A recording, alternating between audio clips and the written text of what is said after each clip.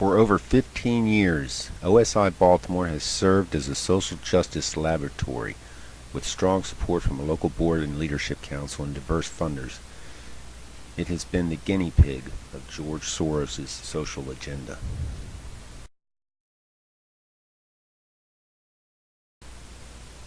The three primary goals, as stated by OSI, was with school discipline and push-out, end inequitable policies and practices, and change beliefs that marginalize and keep children out of school.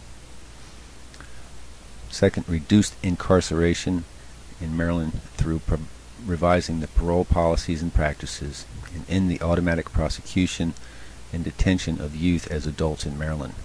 And finally was the drug policy reform to decrease the harms of drug use and lower the threshold to treatment.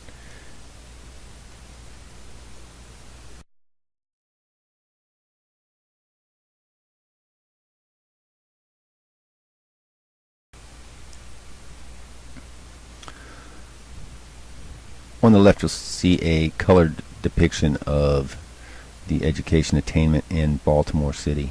This was for 1990 to 2000. The early years of the Soros program, which started in the mid-90s, actually decreased the level of high school graduates up to the year 2000. By 2014, 8th graders at a proficient reading level was only at 58%, and the percentage of high school students missing 20 days or more was nearly 40%. If you look at the education level of people aged 25 years and older in Baltimore today, 20% of the population basically has dropped out or has no high school education or did not complete their high school or equivalency. And it looks like about a little more than half the people that finished high school went on to further education.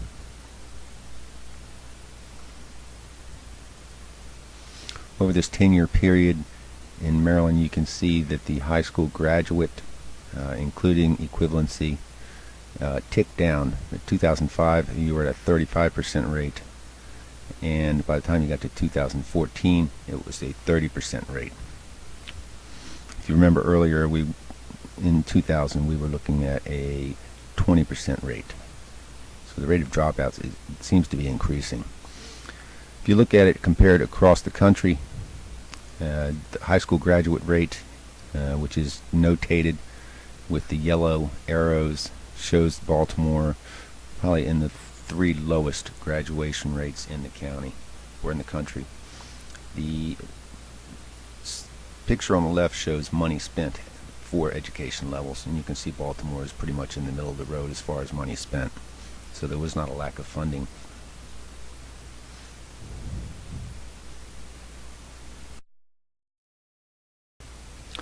A comprehensive overview of any and all yearly reported crimes in Baltimore, Maryland is shown in these tables.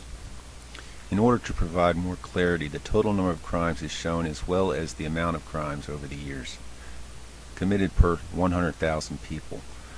The crimes indicated in the tables are separated into two different categories. The categories are property crimes and violent crimes. According to the table, the overall crime rate is 135% higher than the average of crimes committed in Maryland. It is 128% higher than the national average. When it comes to violent crimes, Baltimore, Maryland shows a crime rate that is 236% higher than the Maryland average. And the crime rate is also 312% higher than the national average.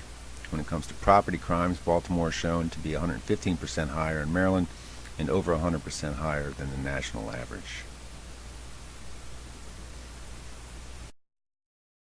As we look at the drug rehabilitation program, for a 5-year period from 2004 to 2009, there were 6,691 clients treated, or 111 per month, with a reversal rate of 196 for the total period. In 2016, for a 6-month period, there were 2,331 clients, or 388 per month, with reversals reported at 190.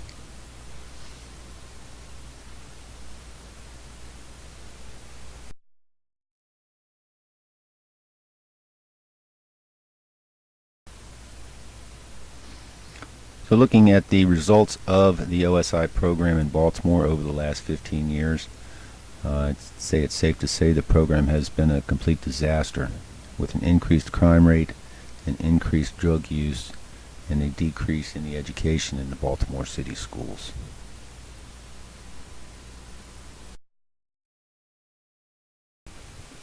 I'd like to thank you for visiting my channel. Please subscribe and share. I will be continuing the Soros project, so I look forward to posting the next video. Thanks again.